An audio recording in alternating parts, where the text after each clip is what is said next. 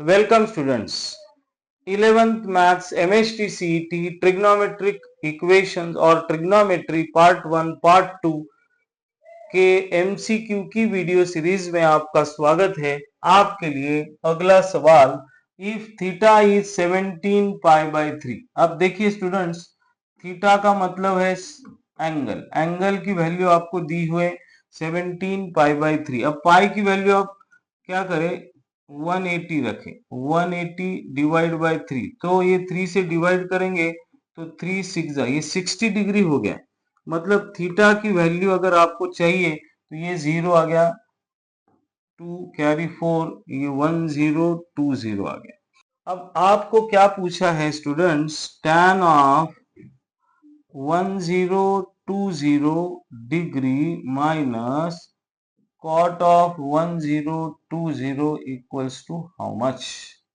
अब 1020 ये एक अलाइड एंगल है और अलाइड एंगल में आपको पता है, अलाइड एंगल निकालने की प्रोसीजर आपको पता है। सबसे पहले हम लोग क्या करेंगे, ये 1020 को 90 के मल्टीपल में लिखेंगे।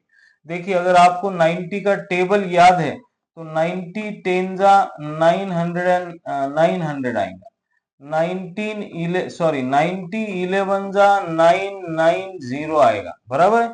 अब 12 जा करके देखो, 90 इंटू 12 इज 1080 आ जाएगा। अब देखो ये 1080 हो गया, 1080 के नजदीक है। 1080 में से आप 60 माइनस करोगे तो आंसर आएगा, या 990 में आप 30 ऐड करोगे तब भी आंसर आएगा। यस, तो हम लोग कोई एक मेथड का इस्तेमाल करते हैं। tan ऑफ 12 इंटू सॉरी ये देखो, हम लोग अब 12 tan ऑफ 1020 है ना स्टूडेंट्स, तो ये tan ऑफ 1020 को मैं लिख रहा हूं 1080 माइनस 60। इस तरह से मैंने इसको स्प्लिट अप कर दिया। बहुत इंपॉर्टेंट चीज है, 1020 को हमने स्प्लिट अप किया। अब ये जो 1080 है इसको मैं क्या करने वाला हूं, 90 के मल्टीपल में लिखने वाला हूं, 12 इंटू 90 माइनस 60। तो स्टूडेंट्स क्या करें, ये जो 12 है, 12 आपका इवन है, 12 इज इवन, इवन है तो सेम कहने का, tan को tan लिखने का, और ये 60 डिग्री एज इट इज। तो आपको tan 60 की वैल्यू मालूम है, क्या वैल्यू मालूम है, tan 60 sin 60 is √3/2, cos 60 is 1/2, तो 2 गेट कैंसल, tan 60 की वैल्यू आ गई √3। लेकिन अब ये 1020 कौन से क्वाड्रेंट में है उस हिसाब से इसको प्लस माइनस करना पड़ेगा। अब ये जो है ना, आपने क्या किया, 12 टाइम्स 90 किया है ना, ये 12 टाइम्स 90, तो 1 2 3 4 5 6 7 8 9 10 11 12, 12 में ये माइनस है, मतलब ये फोर्थ क्वाड्रेंट है। ऑल सिल्वर टी कप्स, यहाँ पे कॉस और सेक पॉजिटिव होता है, ये कॉस भी नहीं और सेक भी नहीं है, तो ये tan फोर्थ क्वाड्रेंट में माइनस आ गया। Yes sir.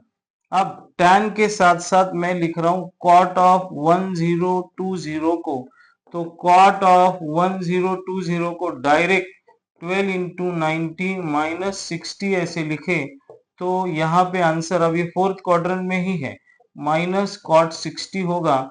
tan 60 की वैल्यू √3 है, तो cot 60 की वैल्यू 1/√3 होगी। अब ये दोनों को माइनस करने का, चलो हो गया, आंसर आ गया आपका। ये यहीं पर लिखा हुआ है, हम लोग इसको यहीं पे इस्तेमाल कर रहे हैं। देखिए अब tan 1020 की वैल्यू माइनस √3 आ गई, माइनस √3 का मतलब अपॉन 1, यहाँ एक माइनस है और ये माइनस 1/√3 आ गया।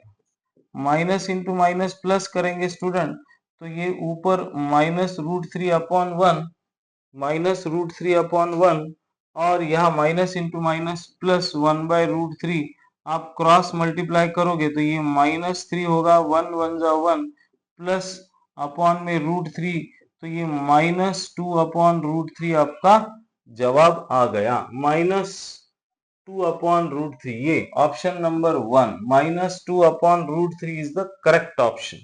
यस स्टूडेंट, वीडियो सॉल्यूशन अच्छा लगा हो तो चैनल को सब्सक्राइब जरूर करें, लाइक्स और कमेंट्स की बौछार करें। कैसा गुरुजी बोलेंगे वैसा। Bye bye.